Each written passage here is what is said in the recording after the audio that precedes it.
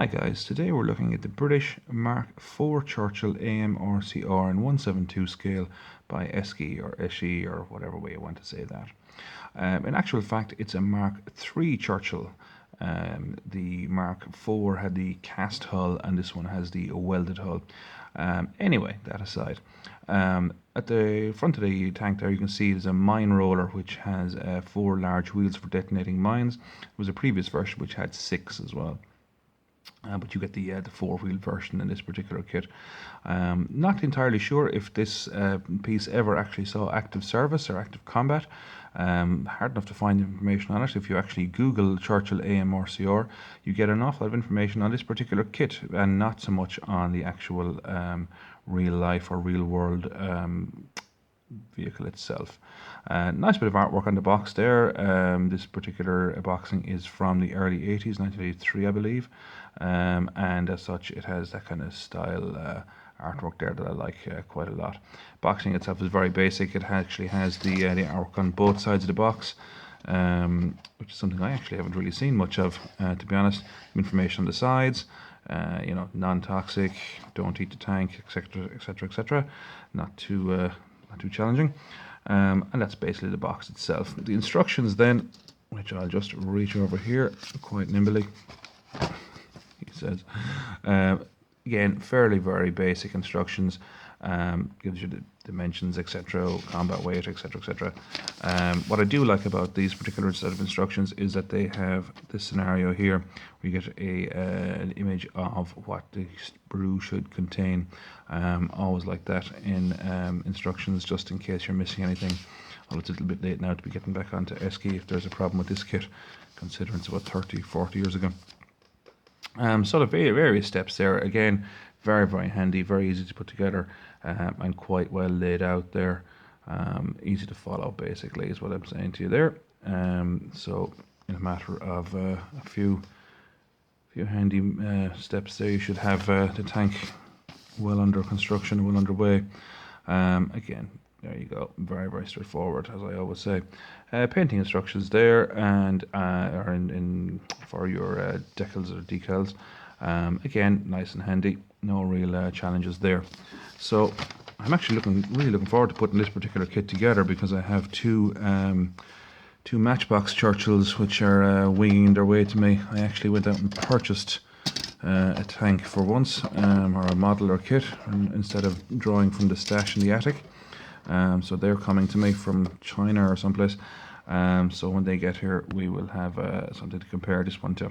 But anyway, looking at the sprue here again, upper hull and the side areas there with the running wheels. Again, nice and handy, very straightforward. Crew figure here. Let's have a little look at this guy, if we can focus on him. There we go. He seems to have a beret, maybe some earphones on there. His arms are a separate piece. Strange enough, don't know why you need to do that and figure this small, but hey. And no flash. Looks like a very well put together little bit of a sculpting there, so can't complain. The next sprue then, which is the turret and some other pieces of the side section there, the wheels and that.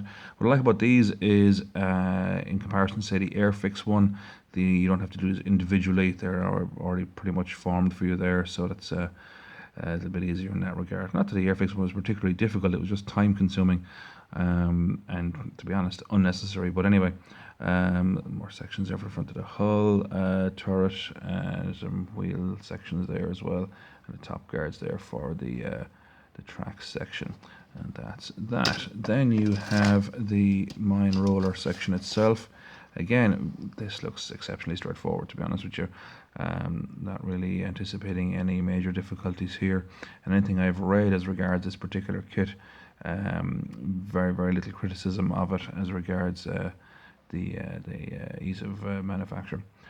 So it does look like this is going to be a nice little piece. As I say, with a bit of wargaming coming up, myself and my young fella, and we will be utilising this. So that is that. And what have we got here? Final tracks, they're kind of in a silver, very good condition, I must say. I expected them to be perhaps brittle or that, but they're actually, God, they're as good as the day they were made, to be honest with you. A little bit twisted at the front there on the main spar here in the sprue, but that actually won't affect the tracks at all. So they're quite supple, quite good. And here then are the decals. There we go. And they look quite good, I must say. In good register there, and there's a kind of a variance as well, so another little addition to the spares box, which is always nice to have a few bits and pieces handy. Yeah, you can just about make out I think that's the 79th Armoured Division, or Engineering Division. I think it was 79th Armoured, which was a bull or a tiger or something. I can't even see it there. But anyway, that is that. Very, very straightforward, very easy. Doesn't look like it's going to be any major challenge, but I'm looking forward to getting the grips of this this evening, hopefully. And once it's assembled, we will do another little video for you just to show what it looks like once it's complete. As I say, there's a few other bits and pieces that this will be joining. From a rapid fire perspective, we're looking at a couple of Airfix Sherman flail or crab tanks, which were also used for mine clearance. As I say, no real historical reference to show that this particular piece was actually used in combat that I can find in a quick Google search.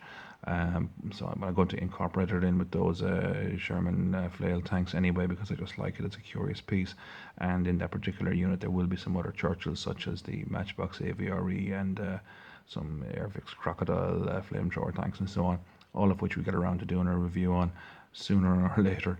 So at that juncture, boys, I think I will leave you with the image of the British Mark IV, which is really a Mark III Churchill AMRCR, and with the promise that we will get back to you as soon as this particular kit has been assembled, and we'll do a little video on that for you. Some other bits and pieces coming up fairly soon, and so please like and subscribe if you'd be so kind. It'd be greatly appreciated, and we'll talk to you then. Take care, guys. All the best. Bye-bye.